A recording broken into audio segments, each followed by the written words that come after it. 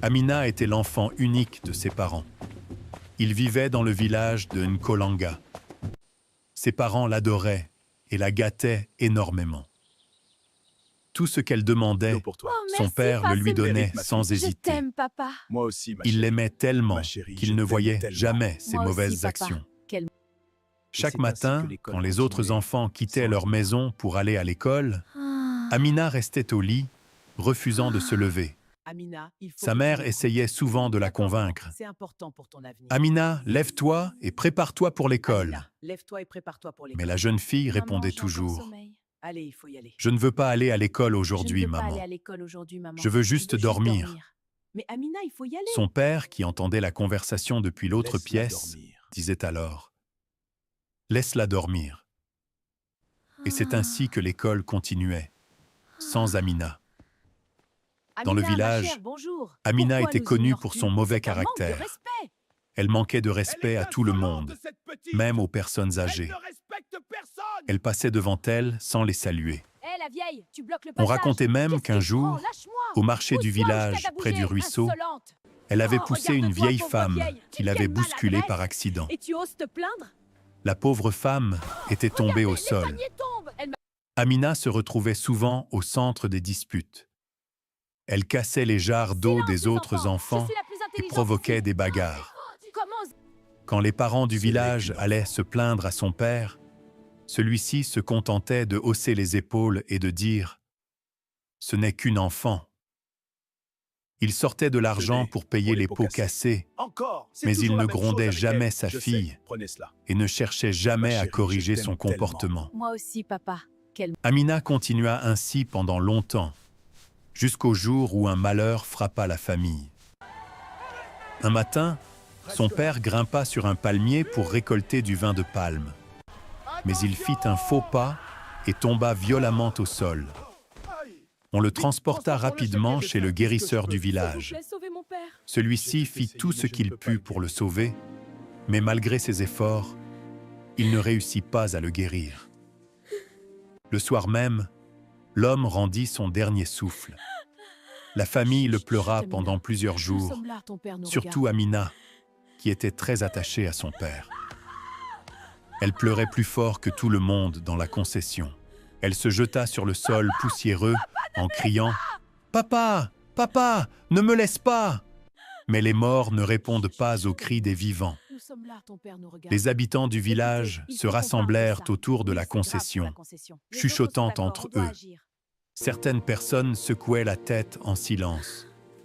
Puis, lentement, une vieille femme, appelée Maman Abena, s'avança en s'appuyant sur sa canne et poussa un profond soupir. Si seulement son père l'avait corrigé Cet enfant, lorsqu'il était encore en vie. Si seulement son père l'avait corrigé lorsqu'il Cet était enfant, encore en vie. Si seulement son père l'avait Mais la corrigé. mère d'Amina était trop brisée par la douleur pour entendre les remarques des autres. Les jours passèrent, puis les semaines. La maison qui autrefois résonnait de rire devint peu à peu silencieuse. Sans l'argent de son mari, les choses commencèrent à changer. Se nourrir devint difficile. Certains jours, elle réussissait seulement à manger un seul repas. Les beaux vêtements qu'Amina portait autrefois devinrent vieux et usés. Sa mère se levait désormais très tôt chaque matin pour aller travailler au champ afin de pouvoir les nourrir. Elle demandait souvent à Amina de l'accompagner. Mais la jeune fille refusait toujours. Elle refusait aussi d'aider sa mère dans les tâches de la maison.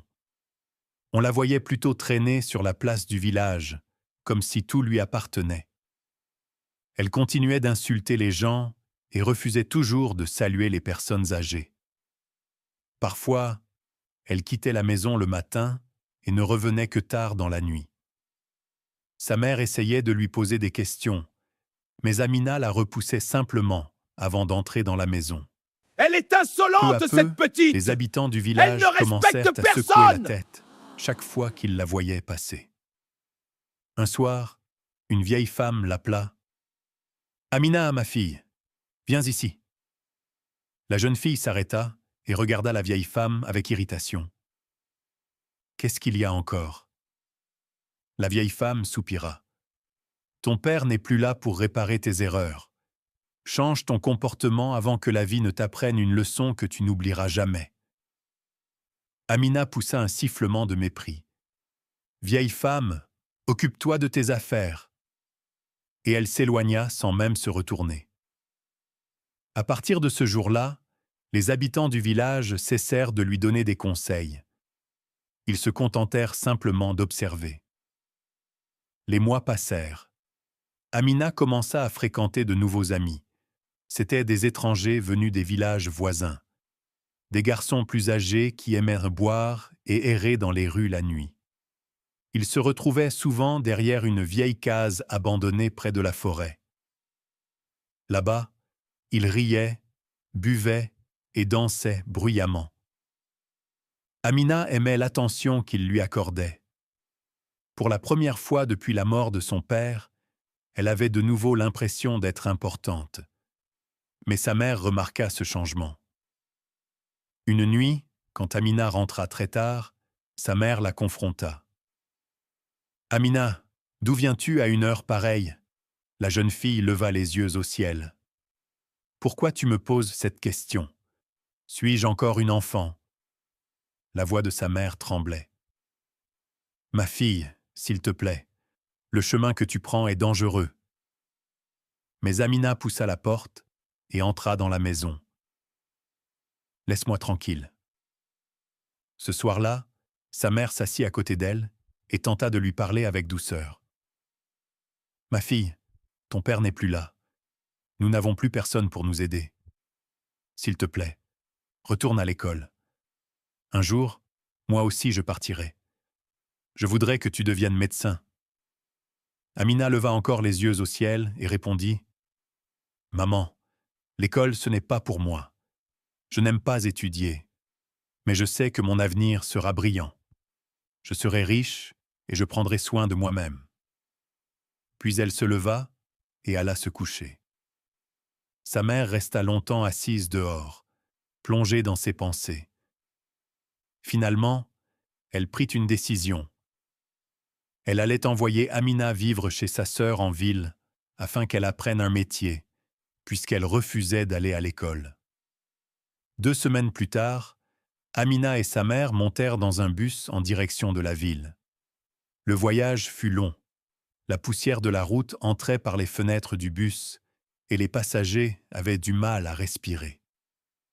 Amina était assise près de la fenêtre du bus. Elle mâchait des arachides en regardant distraitement le paysage défiler. Sa mère, elle, jetait de temps en temps un regard vers sa fille. Par moments, elle ouvrait la bouche comme si elle voulait dire quelque chose. Puis elle se ravisait et gardait le silence. En fin d'après-midi, le bus entra enfin dans la ville animée. Les voitures klaxonnaient de partout. Des motos zigzaguaient rapidement entre les véhicules. Amina n'avait jamais vu un endroit aussi bondé. Ses yeux s'écarquillèrent. « Alors, c'est ça la ville », murmura-t-elle doucement. Sa mère prit sa main.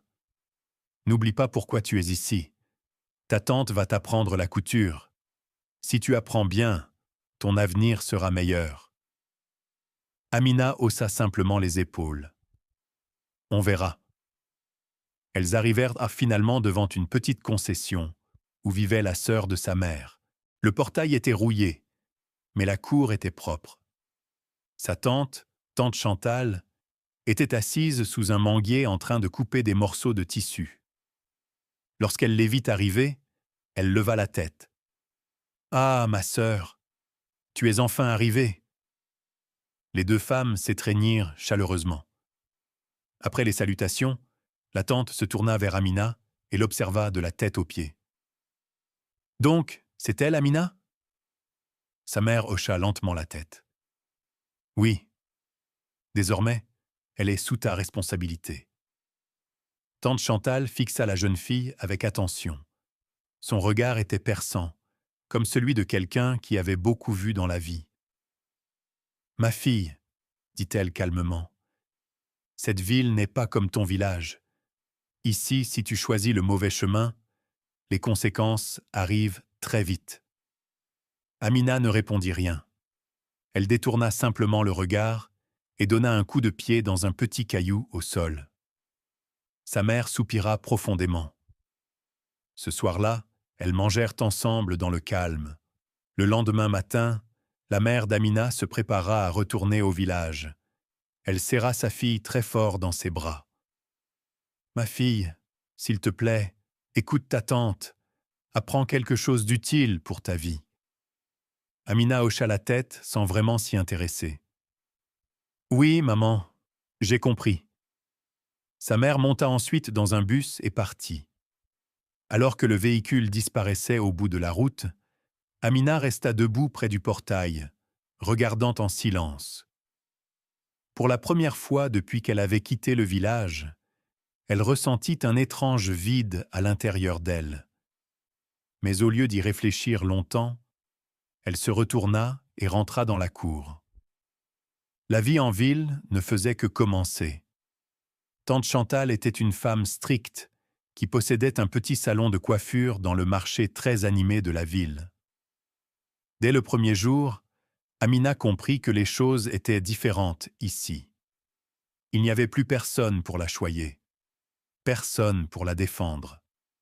Tante Chantal se levait avant le lever du soleil chaque matin, et Amina devait se lever aussi. « Debout !» criait souvent sa tante. « Dans cette maison, tout le monde travaille. » Mais Amina détestait cette vie. Elle détestait balayer la cour. Elle détestait aller chercher de l'eau. Elle détestait rester debout dans le salon à regarder les clientes se faire tresser les cheveux. Plusieurs fois, elle essaya de sortir en cachette pour se promener en ville. Mais sa tante finissait toujours par la prendre. « Tu crois que c'est la maison de ton père ici ?» disait-elle d'une voix froide. Malgré cela, Amina refusait toujours de changer. Le soir, elle commença à sortir secrètement.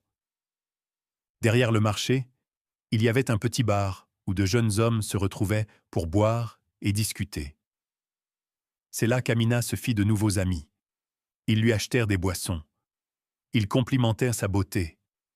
Ils lui disaient qu'une fille aussi belle ne devrait pas passer sa vie à travailler dans un salon de coiffure.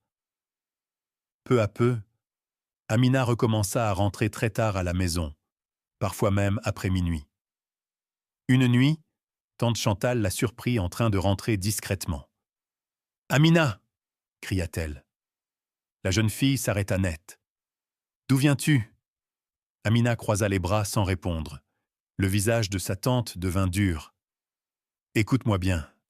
La vie que tu poursuis va finir par te détruire. » Mais Amina se contenta de rire. Les avertissements ne signifiaient rien pour elle. Sa tante continua.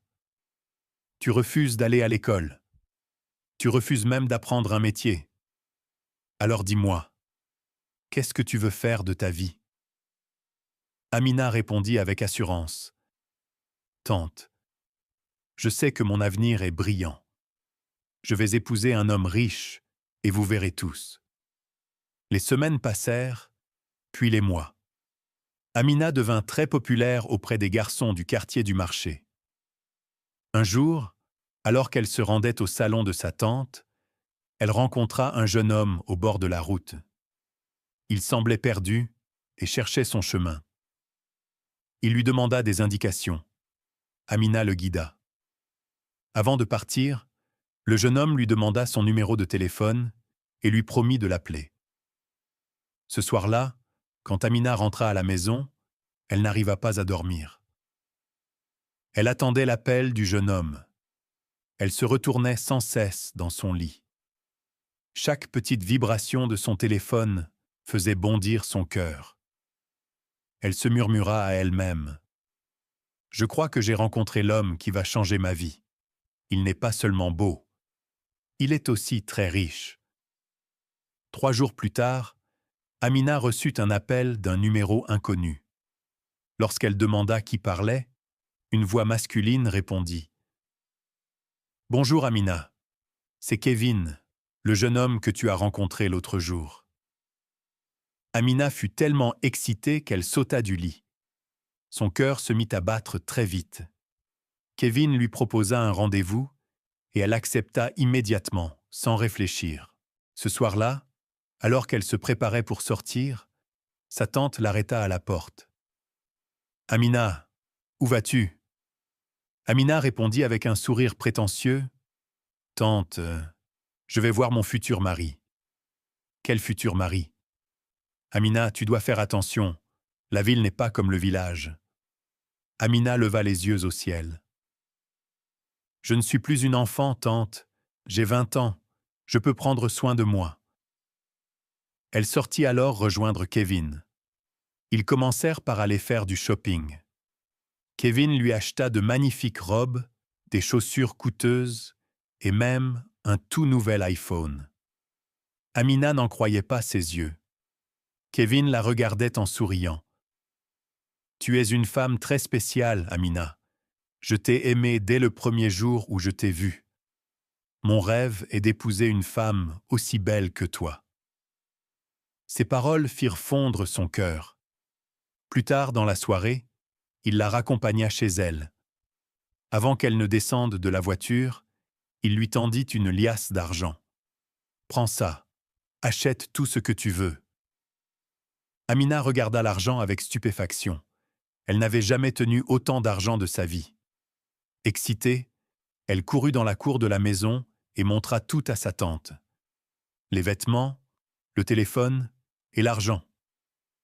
Tante Chantal observa tout en silence. Elle n'avait pas l'air enthousiaste, mais elle força un petit sourire. « Ma fille, ce genre de chose est rare. Mais malgré tout, fais attention avec cet homme. » Amina agita la main avec indifférence. « Il n'y a rien à craindre, tante. » Cette nuit-là, elle appela sa mère avec fierté.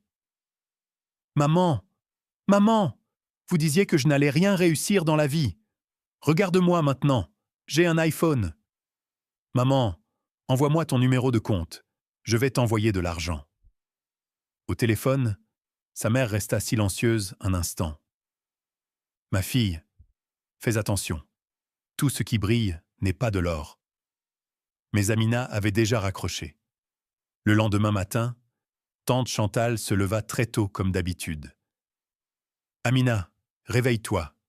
Nous allons au salon. » Mais Amina refusa.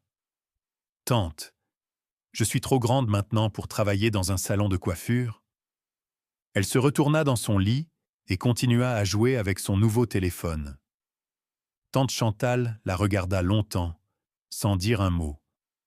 Puis elle prit simplement son sac et partit seule au marché. Amina resta à la maison toute la journée, à discuter avec Kevin, du matin jusqu'au soir. Kevin continua de la couvrir de cadeaux et d'argent. Tous les quelques jours, il venait la chercher en voiture. Parfois, ils allaient dans des restaurants luxueux. Parfois, ils sortaient dans les boîtes de nuit de la ville. Peu à peu, Amina commença à vivre la vie dont elle avait toujours rêvé. De nouveaux vêtements, un téléphone neuf, de l'argent dans son sac. Elle se promenait désormais au marché avec fierté. Même les filles qui se moquaient d'elle autrefois la regardaient maintenant avec envie. Amina cessa complètement d'aider sa tante. Elle ne se rendait plus au salon. Elle ne faisait plus aucune tâche domestique. Tout ce qu'elle faisait, c'était attendre les appels de Kevin. Un soir, tante Chantal l'appela et lui demanda de s'asseoir. « Amina, je sais que tu tiens à cet homme, mais je te le dis encore, fais attention. Mon intuition ne me rassure pas à propos de Kevin. Je te demande de rester loin de lui. » Amina fronça immédiatement les sourcils. « Tante, je comprends maintenant que tu n'aimes pas me voir progresser. Tu es jalouse parce qu'à ton âge, aucun homme ne s'est intéressé à toi. Tu n'as même pas de mari. » Les yeux de sa tante s'écarquillèrent de choc, avant qu'Amina ne puisse dire un autre mot. Clac! Le bruit résonna dans toute la cour. Tante Chantal venait de lui donner une gifle. « Tu es impolie et irrespectueuse, cria-t-elle. « Tu ne connais rien de mon histoire. » Amina posa la main sur sa joue, furieuse. « Tu sais quoi? Je quitte ta maison. J'en ai assez de vivre dans cette maison sale et misérable. Kevin a une belle maison. Je vais aller vivre avec lui. » À cet instant, tante Chantal fut prise d'inquiétude. Si Amina partait, que dirait-elle à sa sœur? Sa sœur lui avait confié la jeune fille en toute confiance. Elle essaya de la calmer. « Amina, s'il te plaît, calme-toi. Réfléchis bien à ce que tu fais. » Mais Amina avait déjà pris sa décision.